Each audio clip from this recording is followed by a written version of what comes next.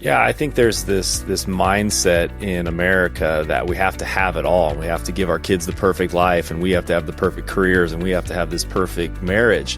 And it's just not attainable. And if you're trying to do all of these things, you're going to run out of energy. You're going to run out of resources. I'm so glad you guys are having this conversation, because it's such a lonely thing to go, oh my gosh, I'm failing at this.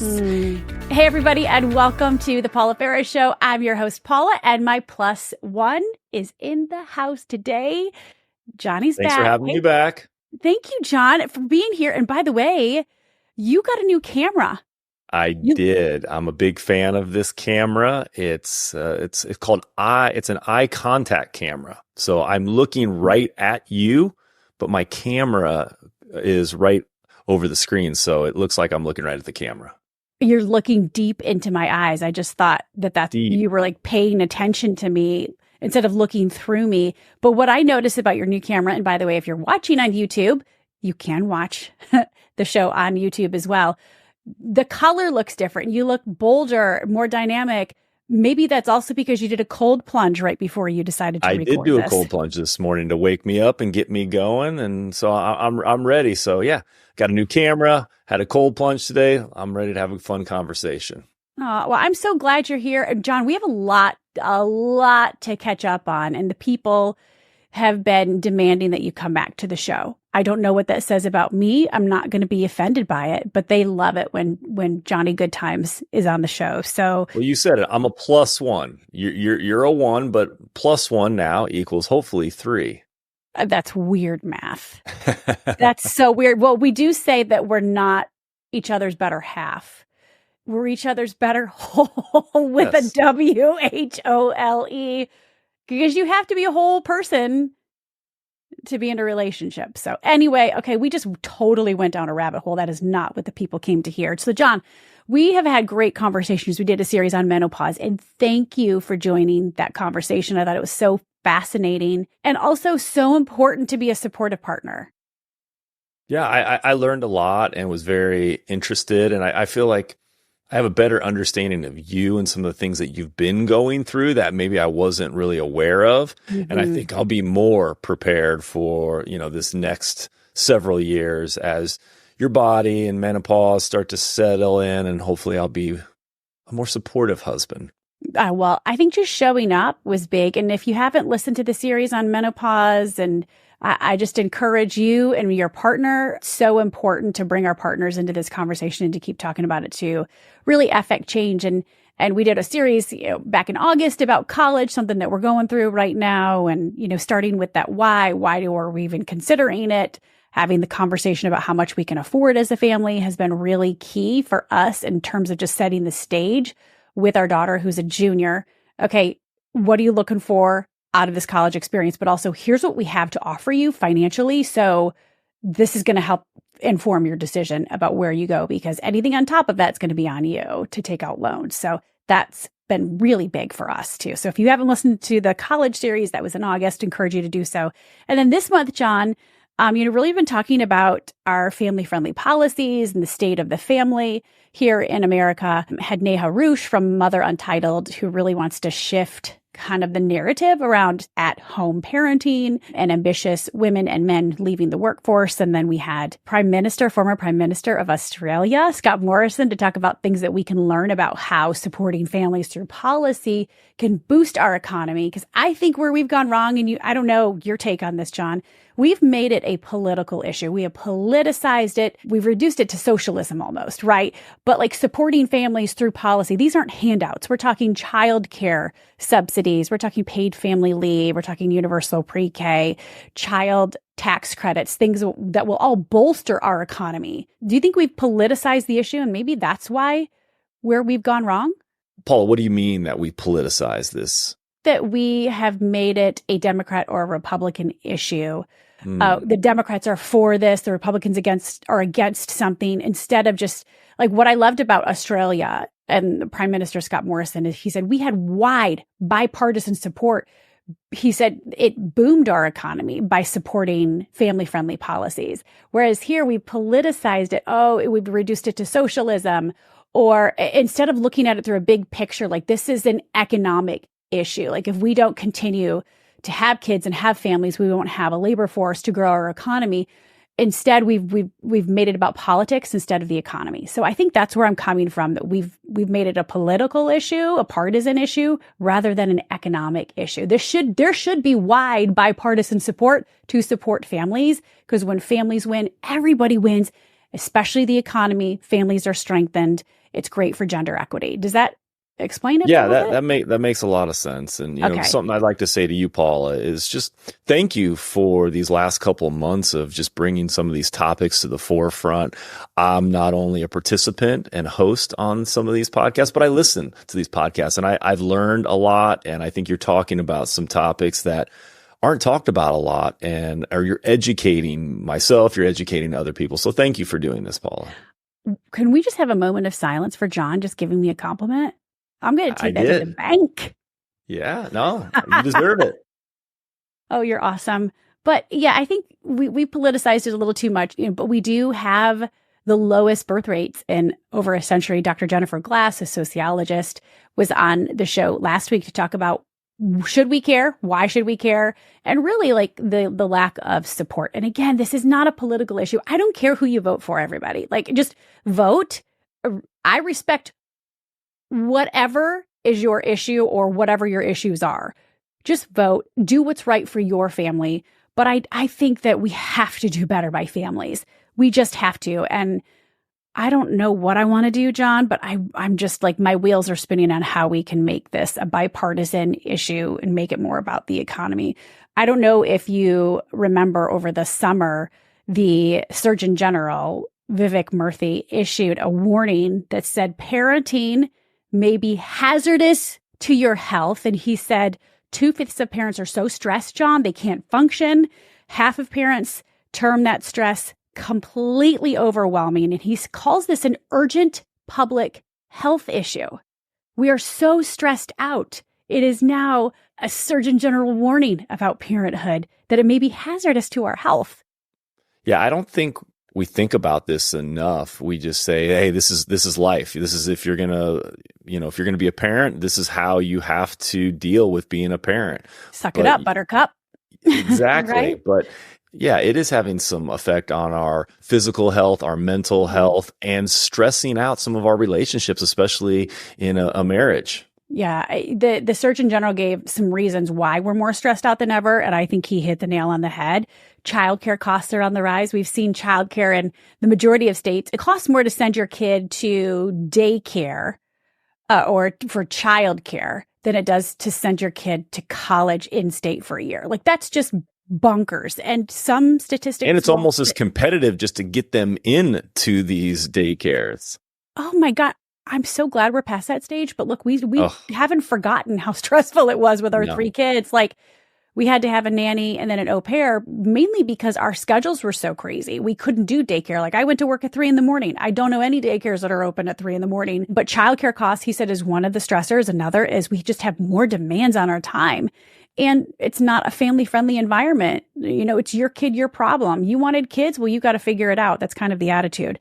Another is the technology challenge. Like, that is a massive stressor. iPads, phones, Snapchat, like all of that, the things that our parents never had to deal with. It's a huge stressor. And then the other reason he gave was that we're becoming parents later in our life, if at all. I mean, Dr. Glass talked last week, John, about how we have record low birth rates, the lowest in a century, and why we should care about that. I think anytime you're going to raise an issue, it's important to have solutions. And I think he gave some very constructive solutions. I would take it a step further than he did. He talked about promoting early programs, like early education programs, also national paid family leave programs. He said invest in social infrastructure to bring parents and caregivers together, like community parks and programs, and then ensure that parents and caregivers have access to affordable, high-quality mental health care. But I think the biggest thing we could do is childcare, because it is the number one barrier to women in the workforce. As Scott Morrison, the former prime minister, said, and you listened to that episode, when they subsidized childcare, the economy boomed, female participation boomed, because you could be in work and stay in work. And he said that the biggest stressor on a family is financial. And when you can free that up, it's supporting families. So, but I would take it one step further and make sure we have childcare subsidies because of not only what it does to prevent women from being in the workforce, the inequity there, but what it does for the economy and also just taking that financial stress out of the equation. John, what are some of our big stressors? We went on a walk with our weighted vests, by the way. Why do we wear the weighted vests? People ask me that all the time. Well, it makes the workout harder for one, and it also helps build strength and muscle density. Those are some of the main things, and balance and coordination because you're now carrying more weight. Yep. And you should have a weighted vest, approximately 10% of your body weight. Building bone density is key as we age. What we were talking about in light of Surgeon General and this whole conversation that we're having, this broader conversation about parenting, some of our biggest stressors and strains. And you brought up a couple of things that you are really struggling with right now, but I think we are really struggling with right now as parents. And yes, we have 2 high schoolers and we have a elementary schooler. They're 17, 15, and 10.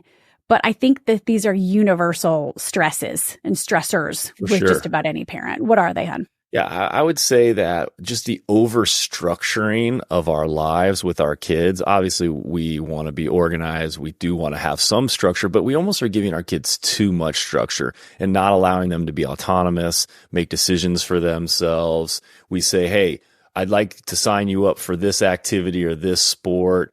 And they say, okay. And then you go and you do that. And then you go buy all the equipment for them. And we're just like, we're putting everything on a silver platter for these kids. And we're not really allowing them to make mistakes because we want to protect them. And we think by protecting them, we're doing what's best by them. But actually, it's harming them. And I know we're trying to balance that a little bit more, allowing our kids to be free, to make mistakes, to learn from those mistakes, to get out there and figure things out on their own. Because what's the goal of parenting? It's trying to create grown-ups who can stand on their own 2 feet. And I think because we love our kids so much, we want to give them everything. We're handicapping them a little bit. I know we're trying to balance that. And we've seen that with other friends of ours. And you hear the term helicopter parent, and we're trying not to be that, but also be very as involved as possible and show our kids that we love them and support them. So it's like a fine line that I think has caused some challenges and stress. And we're just really thinking about that because our kids are so active. And I don't think we think enough about how parenting today is so much different than it was when our parents and grandparents were like, they didn't have to deal with technology. They didn't have all the access. And yes, all these conveniences have really inconvenienced and complicated our lives. So it is much more difficult. It's harder to have a one-income family. Let's just be honest. It's not the 1950s and 60s. Our expenses have gone up. And I hear that counter argument, well, cut out some of your expenses. Yes. But that's not even enough sometimes, right? And why can't we live in a society where both parents can work, but equally have support because of what we're trying to put out there? Like, families should be supported. Again, when families win, everyone wins. The economy booms. Families are strengthened. So I hear a lot of that pushback, but I see what you're saying. And I think some of our kids' biggest lessons and have been from letting them fail, right? Which is so hard. I can think of a couple of instances. Like, I remember JJ lost his retainer. This was actually like probably 7 years ago when we lived in New York. He just had his braces off and he was going to an all boys school, the cutest schools. Iona Prep was the name of it back in New York. And he lost his retainer. He had left it on the tray at lunch. And I don't know if you remember this story, John, but I told him, he's like, well, we'll just buy a new one. I said, we'll just buy a new one? No, if you can buy it with your money and it'll probably be $150. I said, or what we can do and what I'd like you to do, go back to school. I was working at the time, so I had our au pair, our babysitter, take him back to the school. I said, go talk to the janitor, tell him what happened, ask him where the trash cans are. And he dug it out, and it didn't take him very long. He found it, but he had a respectful conversation with an adult. He decided to own it. And ownership, that's the biggest thing. He took ownership of his mistake. It wasn't we just came in and said, oh, that's all right, we'll get you another one, or we'll cover up the mistake. No, you got to own those mistakes. But But I think too, like, I'm not here to like toot our horn. We fail at this every day. And I think we are failing our kids in a lot of areas and not allowing them to fail. And like, I do think we have a resiliency gap, a resiliency epidemic. Kids don't know how to just keep pushing through. Some of that is on us. Some of it is on society and just their reliance on technology. I don't have all the answers, but that's definitely a big challenge. I know just changing their mindset can be very helpful. We did an episode with James Clear who talked about just the mindset shifts to build resiliency in his kids. And he has young kids. He's the author of Atomic Habits. And he said, framing things with your kids when they fall and scrape their knee. Yes, I'm going to be here for you, but you're going to be fine. When a setback happens, you're going to be fine. Instead of this is the end of the world, talking about it in a way that strengthens their mindset. We're going to be okay. We're going to work through this. You're going to be fine. Instead of saying this is the worst thing in the world, because they pick up on that because of their mirror neurons. Again, mirror neurons, that's a hard thing to say, but they repeat your behavior. So I think building strong mindsets can help too. So overstructuring, they're suffering from a lack of autonomy is one thing that we struggle with. So the other thing that's really stressful and a big strain in our parenting, you were telling me about it during our walk where we were wearing our weighted vests. What was the other thing that we're really struggling with too? Well, I think because we want to give our kids this perfect childhood, it's creating pressure on us as parents to go out and provide for them and to give them all of these things that we think they need or think that they want, and putting more hours in, trying to move up the career pathway or career ladder. And that creates stress on us. And then we start losing our connectivity with one another, losing connectivity with our kids because we're trying to work so hard to give our kids these things that maybe they don't need or want. I know, but that it's so hard. It's like that balance. And you and I, John, didn't come from much.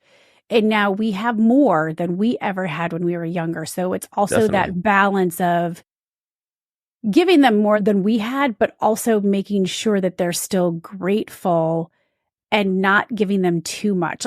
We just took Landon and JJ, our two boys, to WWE, which was so funny, by the way. Yeah. Like the best people watching I've ever experienced. I didn't understand this world of WWE, by the way, which attracts like just about every economic class in America. So fascinating, but like giving them experiences and making sure they have what, more than we had, but yeah, that wasn't cheap either. Going to that event a couple nights ago. But that also stresses us out too, to try to give them all of these experiences. And you want to do those things, but also like, at what point is it giving them what they need and not what they want? Like I don't have an answer for that, but it is putting a lot of stress on us too. Yeah, because you look at your friends, they're taking these amazing vacations, they're doing this, they're spending exorbitant amounts of money. I was like, okay, is that what we need to be doing to make sure our kids have a great childhood? Or is there another way we can be investing in our kids that isn't just going to cost us 20 grand for a week? Which is insane. And, the stress to be there for every single moment. I felt that that's one of the reasons why I left TV news and why I had like downgraded or downshifted, back in 2018. And I walked away from anchoring GMA weekends and walked away from The View into a much less prestigious position because I felt like I needed to be there more. And yes, I want to be there, but I think we put so much pressure on ourselves to be there for every single moment. I love what I do now because I work for myself, right? And I can be there. And that's important to me. But I also know when I can't be there. The kids know why. Like I have other things. I have personal interests, and I shouldn't forsake all of those before the kids. Like that's not a healthy example either. When we pour ourselves so much into the kids, we lose sight of who we are individually and also who you and I are, because before we had the kids, it was just you and I. So I think it's that balance too of, yes, I'm always here for you and I want to be here for those big moments. But mommy and daddy, we have interests, we have jobs too. And we need to provide for this family, and that's important. And inviting our kids into that process is really big too. When I've missed some big moments like first day of school or big games, I felt bad, but I didn't want to project that because I knew what I was doing was important to me and I wanted the kids to know that. And they didn't project any guilt on me because of that, John. They were happy for me because I had invited them into the process and said, I can't be there, but you know what I'm doing is really important to shine my light. It's important to me.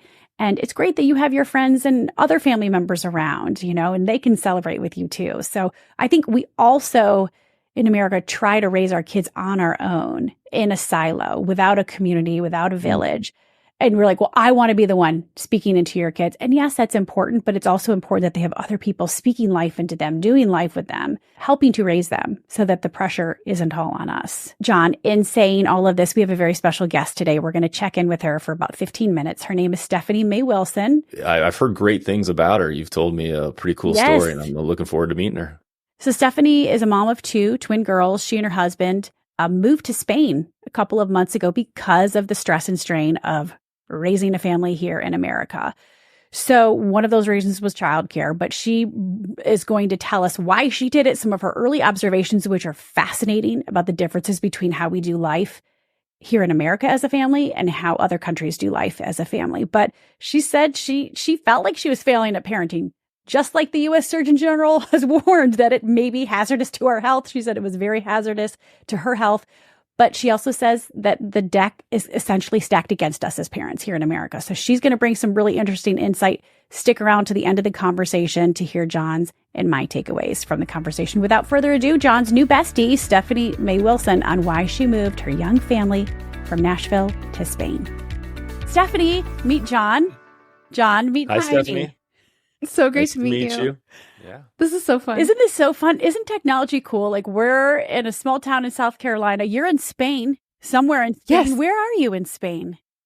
We're in Granada, so it's in Andalusia, kind of the southern part, kind of surrounded by mountains, and it's beautiful. The best way I can describe it is it looks like you would think Spain looks, plus a little bit of Tuscany and plus a little bit of like maybe Morocco. Okay. It's pretty Sounds special. perfect. John, why don't we make a trip there or move there when the kids are out of the house? Or we could just pull a Stephanie and move there now while the kids are in the house, because that's a great segue. Raising kids in America is really tough.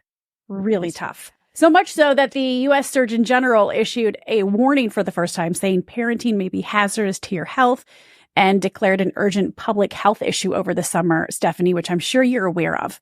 So crazy. Okay, so first of all, Spain sounds amazing. It's so good. John, it's so good. John took some high school Spanish. Do you remember any colloquialisms or any sayings that you could? El baño. I was going to say, it's usually like, ¿Dónde está la biblioteca? Or ¿Dónde está el baño? Or if you took a little bit of college Spanish, it's una cerveza, por favor. You know. Oh, por favor. I remember that one. Por favor. Yep. Please. Una cerveza. Please. I don't know really anything except for, and I'm probably saying it wrong, me gustaría un café, un poquito leche, un poquito azúcar, por favor. I think they can figure out, even though I totally slaughtered it, that means I would like a coffee with a little bit of cream and a little bit of sugar, please. 100%. Oh, yes. okay. Paula, that will absolutely get you by. I say muy bueno to you all the time, don't I? I don't think that's actually... Very is pretty. Muy bueno, or is it bueno or muy bien? Well, like muy bien is like very good. Good job. Yeah. Muy bueno is like it's very good.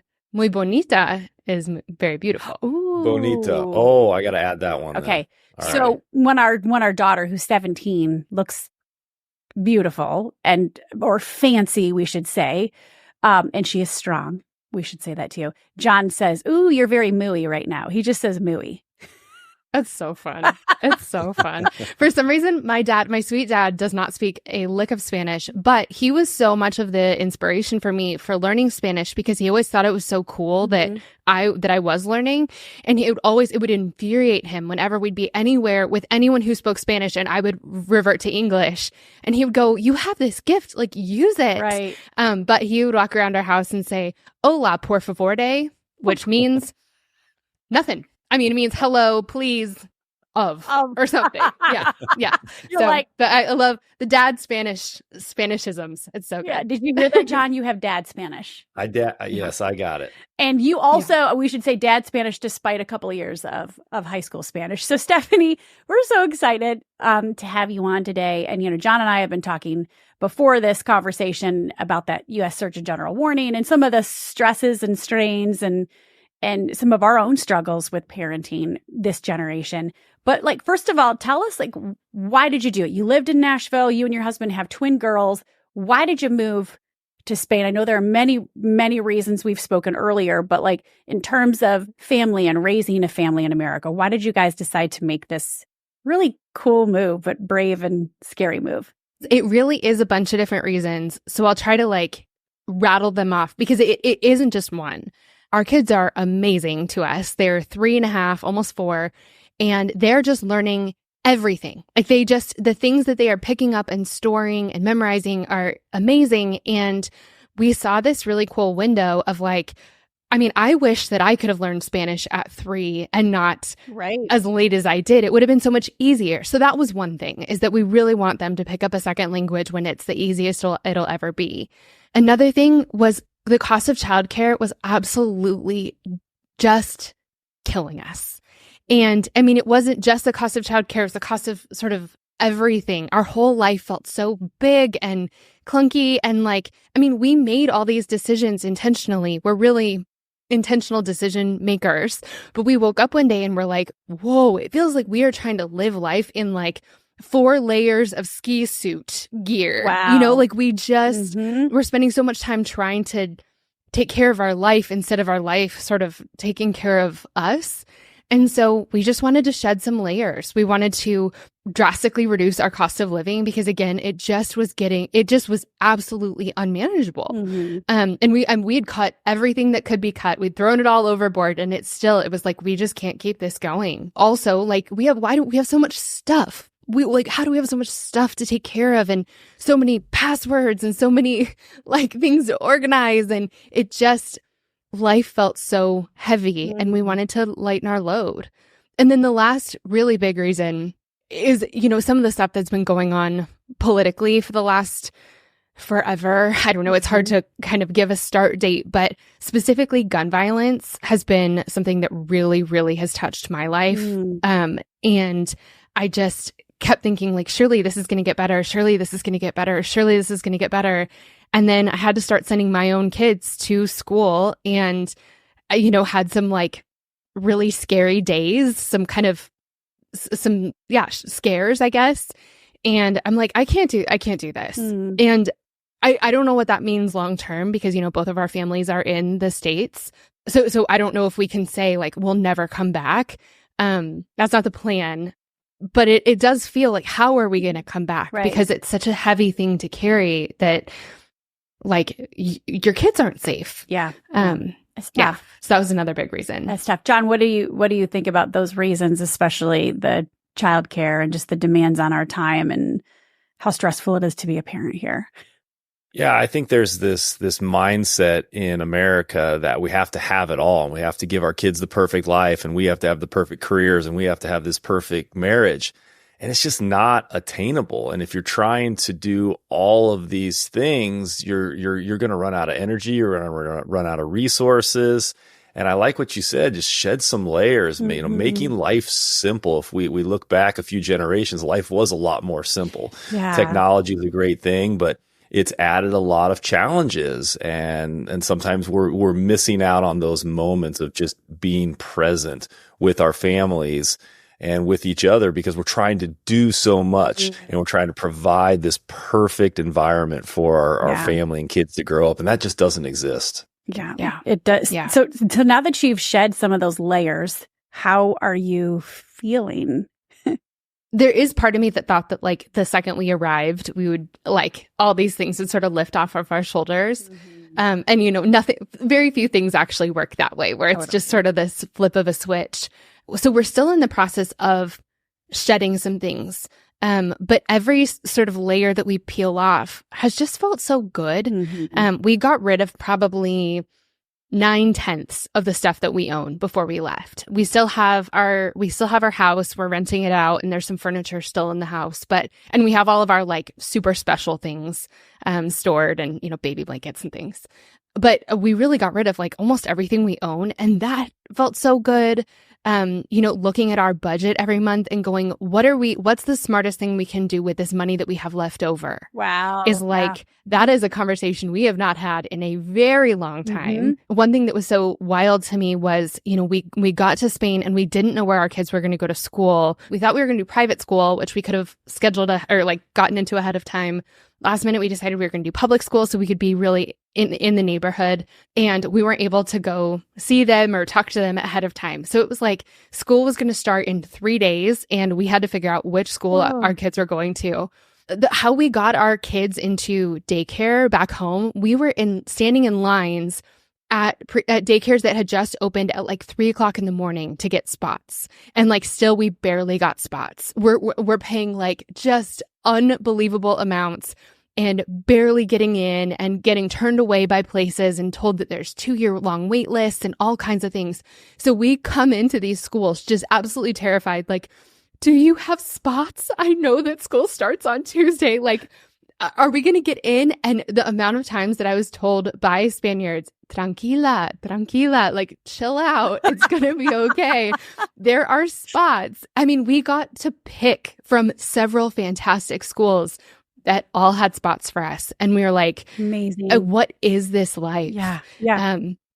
So it really, like, there are some things, my kids still have meltdowns, and now they're in the middle of plazas instead of in the middle of Kroger or whatever. I would say I'd rather have a 3-year-old have a meltdown in the middle of a beautiful plaza than in the middle of Kroger.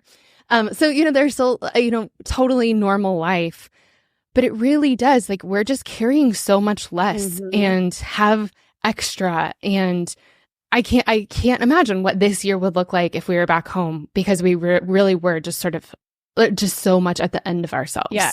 And we're not here. It just seems like it's so much easier. And I'm sure life's a little simpler. One thing I noticed, and my family's from Lebanon, they live in apartments. They don't have big houses to maintain. You're part of a city. Like, everything's a little bit more simplified, and where they put their money is more towards experiences and not so much like big mortgages and fancy houses and cars and boats and all of this. Like, is your life simpler? Are you living in a house, an apartment? What's it like? We're living in an apartment, and it's so nice. Yeah, we don't have any grass to mow. We, walk down the street for groceries. Our fridge is smaller than it was at home, so we don't store up groceries for 2 weeks or whatever. Like, we go to the grocery store a lot. No Costco runs? No Costco runs, which is like truly wild. We did go to this really big grocery store on the outside of town. It's the closest thing to Target that they have here. We went, and I was so overwhelmed, and I didn't see it coming. I was like, why is this so big? I couldn't find anything. I couldn't find, like, my husband and I got separated. I'm like, where is he? I'll never find him again. Yeah, life is simpler. We don't have a car, which is fantastic. We walk everywhere. We walk to school and back every day. We have so much less stuff. Yeah. We have just little closets and, just as much, just kind of the bare minimum of clothes. And that feels really good. We're not doing house projects every weekend because there's nothing to fix. And also it's not our house. Wow. And it's like, it's pretty spectacular. Yeah. Have you noticed a difference just in your physical health, emotional health? Have you, over those last few months, has that improved just because of, simplifying things? I think yes, but I think that'll be sort of the last. I think that's still to come because it really was. I mean, we had so many steps to finding schools and getting the kids, settled and, getting our visas and like all those things. So we have still been running around kind of crazy and just taking care of last minute things from the States, like simplifying our technology and what subscriptions are we paying for still. And, just all those things, we're still kind of clearing them out little by little. But I think we're feeling so good in so many ways. I think that last, wow, I breathe differently here. Wow. I think we're going to feel like a next layer of that here pretty soon. And last question, we'll let you go. And I know that you don't know if this is long term. You kind of went into it, was like, maybe we'll try it for a year and shed those layers. But what's your biggest observation and takeaway? And yes, you've only been there a couple of months. And like you said, you're still dealing with some of those logistics. But what's your biggest familial observation about how Spaniards do life together as a family and the overall vibe? Like here, like 2/5 of parents say that they are so stressed they can't function. 1/3 of parents with kids under 18 rate their stress level as 8 or higher on a 10-point scale. So stressed that they feel numb. So in light of that, like what is your initial observation about Spaniards and the way that they do life as a family? It's hard to tell what things look like. You know, it's hard to tell from the outside. I relate to those numbers so viscerally. Yeah. It doesn't seem like people are as stressed. Something that's really cool is that, you know, back home, it was like you're either doing a kid activity, which parents don't enjoy because it's like, you know, at some funplex or whatever with bad pizza and hot dogs and like, you know, whatever. It's like you're holding the shoes or whatever. So you're doing that on the weekends, or you're doing like a grown-up activity, and the grown-up activity requires a babysitter and the kids definitely can't be there. And like, you know, that's just kind of, it's just very split. Here, it feels like families are together so much, and we as a family are together so much. Like there's a Spanish word, it's called sobremesa, and it's like the act of sitting at the table long after the meal is over.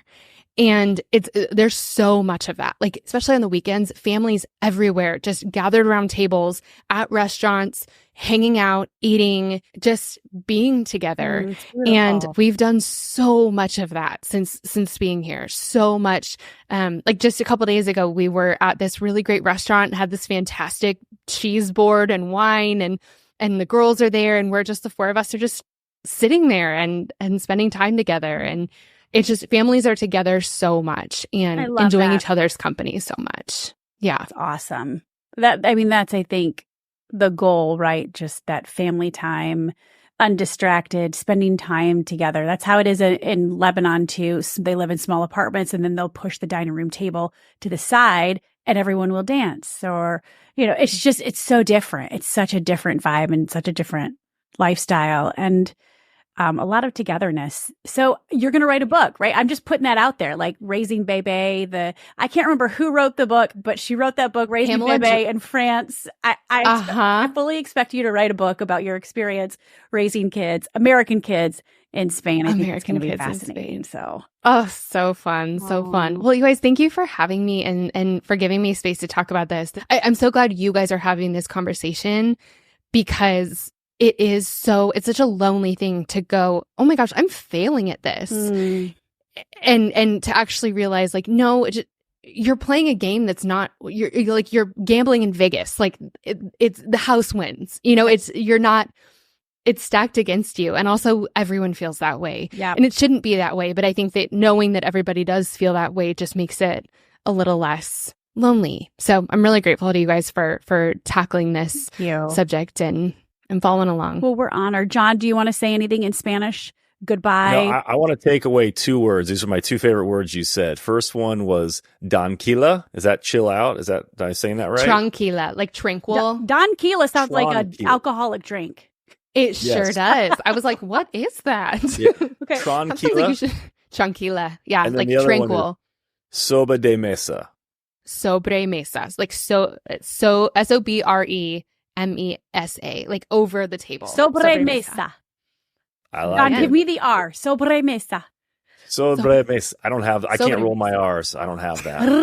I like those words, but more importantly, I like the concept of those. Chill out, sit together as a family and friends, and just relax at the table. Oh, thank you so much, Stephanie. And we can't wait to hear more of your adventures, and we're going to be pulling all of your wisdom. And please send all of this back to America. That's what we're trying to do, is make America more family friendly, reduce the stress and strain of raising kids. But we're going to keep talking about it till things change for families.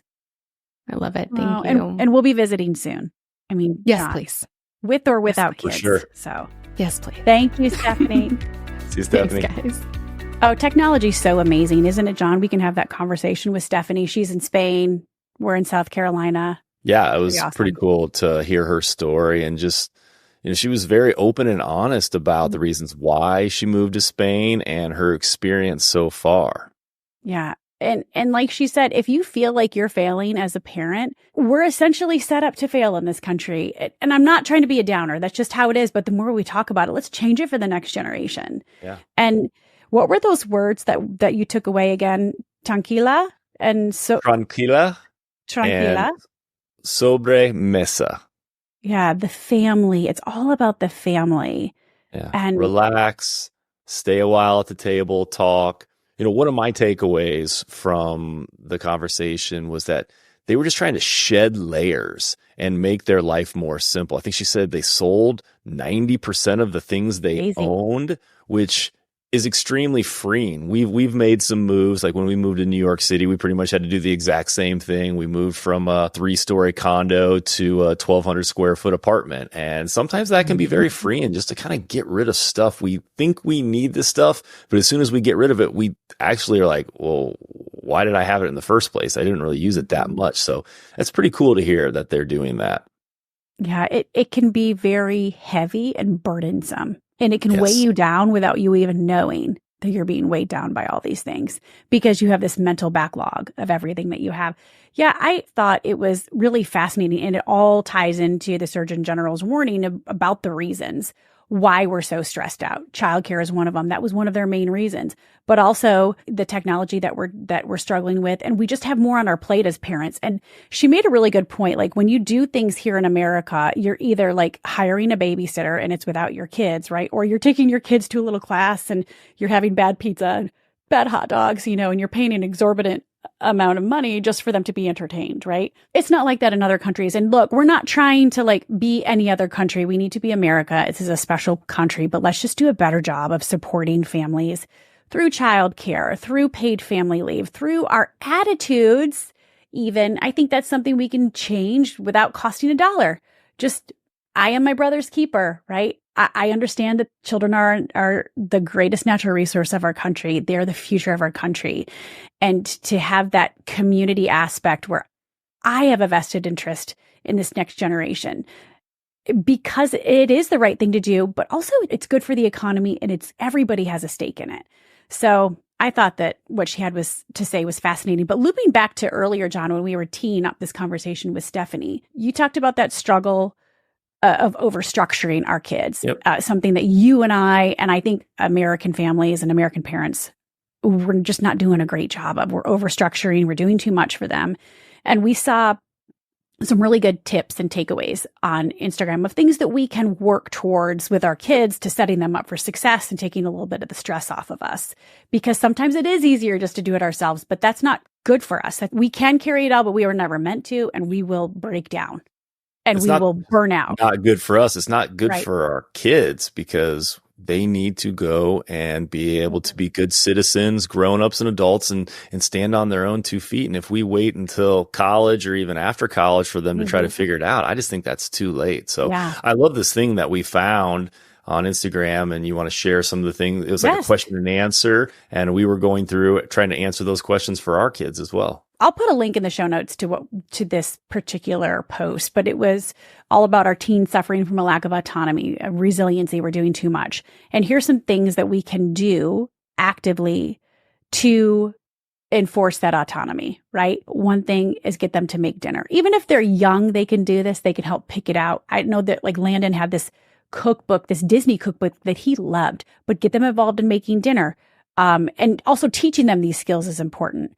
Encouraging them to have a daily fitness plan and to stick with it, right? That's something JJ does a great job of. Him and Caroline both, they're both very disciplined in their physical health. Landon, he's getting there. What were some of the other things on the list to really encourage our kids to have autonomy and to think on their own 2 feet? Yeah, rather than hire a babysitter, have your older siblings babysit or watch their younger siblings. And I know both Caroline and JJ have spent time watching Landon, and they do a pretty good job. He's alive when we come back, so that's the most important thing. The other thing is to get them to make an appointment. Call somebody up, make an appointment, whether it's a doctor's appointment. I know if they're too young, but like Caroline has done this. She's had to make an appointment to go volunteer at an animal shelter. She's had to make an appointment to go to the DMV. it's so crazy to see them in this environment because they often don't know what to do, but to really help guide them into how to make an appointment because they're going to have to start making appointments. And it's our job to really foster this and guide them, but not to do it for them. Hard not to do it when you're a control freak like I am. So. When I took JJ to get his permit, I said, here, fill out the form. And he looked at it like it was in a different language. I was like, no, read the form and fill out the information. If you don't know something, I'll answer it for you, but I'm not just going to go through and fill it all out for you. Mm-hmm. And that's a form that I probably could have filled out in 3 minutes. It probably took him 15 minutes to fill out. But it was the right thing to do, is to let him kind of experience that. And I just think we just do things for our kids too much as opposed to let them struggle through it, even though it's painful to watch them struggle. Why do you think we do that, though? Is it because it's just easier sometimes? I know for me, it's because it's easier. It's faster. It's more efficient. I can, and like you said, I'm a control freak and I just want to get it done and do it my way. You're not a control freak. I'm the control freak. I was speaking on behalf of you. Did you see how I just controlled it right there? Yes, you did. I controlled that narrative. The other thing, get them to pay and check out at the store. Okay. And you could guide them through this. And this is obviously, if you have a credit card, it's different because they probably need your PIN, but just help them, give them $10, let them buy a couple of things and then say, what's the change going to be? Little things. These are all little things that we can do to help build autonomy. Another one is encourage them to have a real conversation with an adult. I can't tell you how many teenagers can't do this. I think our kids are getting better at it, but I do think it's this reliance on technology to have a conversation. Like they can have a Snapchat conversation very easily with an adult, but most adults don't have Snapchat. Well, some adults do, but only to really monitor their kids. But they're more comfortable texting one another and they're sitting right next to each other on the couch. It's crazy, but like encouraging them to have a real conversation with an adult, put the phone away. Something else that we can do is about setting a goal and helping them create steps toward that goal, whatever that may be. Again, this helps build that autonomy. And one of the last things that this post suggested was encourage them, get them to sit in silence without a phone, without headphones. We have totally failed our kids in this area. Yeah. I don't feel like they know how to sit in silence. We actually had this forced upon us a few weeks ago when Hurricane Helene came through and knocked out our power for 3 days, and we didn't have internet for several days. Yeah. And it was interesting. I will tell you, we had to just be a little bit more bored than normal. One thing that JJ, our middle son, found out was he found the game of chess. It's not technology. Started playing chess, and we've played a lot of chess recently. So there are things that you can do that aren't screen related if you look for them, if you're intentional about them. And sometimes just sitting, being quiet, being disconnected is the best thing for your brain. Yeah. And even if you have your technology nearby at the table, it's still distracting. Yes. We have this box and we can put a link to it. It charges your phones. It's a pretty box. It almost looks like a decorative box. And we say, put your phones in there, dinner time, other times, because it's one thing to say, don't have your phone, but even if it's near you or your iPad, it's still a distraction. But I encourage you, do not have your phones at the table. Do not have your iPads at the table. And we need to do a better job. My kids will call me out a lot. Mom, put your phone away. But dinner table is kind of sacred, and have a space where they can all go and charge and be put away and out of sight, because we need that. As Stephanie said, what is the word again? I'm so bad. Sobremesa. I'm whatever the family had. Look at you. Sobremesa. Where's the R, John? I did it once, right? I can't try to do it again. You really can't roll your R's? No, I don't have that genetic. I don't have that gene. Wow. Can't do that. Okay. I think all of our kids can roll their R's, can't they? So they must have gotten that awesome gene. They got that from you. Okay. So this has been really great, John. And thanks for coming back to the show. I wasn't sure if I thought maybe you were just like ghosting me, or like, I didn't know if you were too good for the show. Never. I love your show. Too busy, but we do have some really great conversations coming up over the next couple of weeks. We have Sharon McMahon, America's government teacher, who's Sharon Say-So, who's awesome. She's going to talk about how to have political conversations with our kids and with our family. Should we be sharing our political views and opinions, or should we just get our kids to think critically? A really fascinating conversation. We're having a conversation with the Birds and the Bees founders about how to have the sex talk with your kids, John, when they're young and old. Goodness. You've kind of tapped out of that whole conversation, by the way. Like, you've let me have that conversation, and that's not how it's supposed to be. I know. I wanted to learn, and then I'll be more prepared to have that conversation, but I wanted to learn from some experts. Okay, so they're going to be on. We have Chris Voss, our favorite former FBI hostage negotiator, about how we can negotiate with our kids and with our partners to get them to do what we want them to do. So really fascinating. So really some tense conversations with our kids, how to navigate those around politics and sex and just teenagers. That's going to be coming up in the next couple of weeks as we continue to talk about it. And make sure you're subscribed to my personal newsletter. We do a lot of fun giveaways. We continue this conversation. I'd love to hear from you, creating more of a community, helping you live your best life.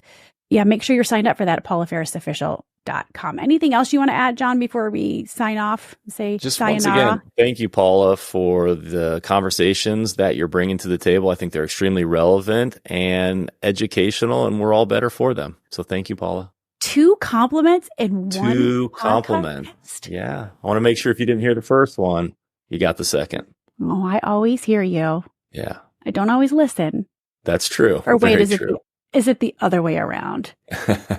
I don't know. I'm too tired to think. All right, honey. Thank you so much for joining us. Everybody, thanks for listening. Thanks for talking about it. Always send a DM to me if there's a topic you want to talk about on the show. We'll make sure that we get to it. And a big thank you to Stephanie for taking time out of her day in Spain and from her family to join the conversation. John, thank you to my better whole. Not half, my better whole. Always will be awkward saying that. Whole with the W. I love you. Thanks for weighing in, John. People love to hear your perspective. Okay. Thanks, everybody. We'll keep talking about it, and we'll see you next week. I know you guys thought you were done with me, but not quite yet. I have one more thing to tell you about. If you're watching on YouTube or you're listening on your favorite podcast platform, don't forget to subscribe to the show. I don't want you to miss a single beat or a single conversation. And remember, my DMs are always open. Tell me what you want to talk about.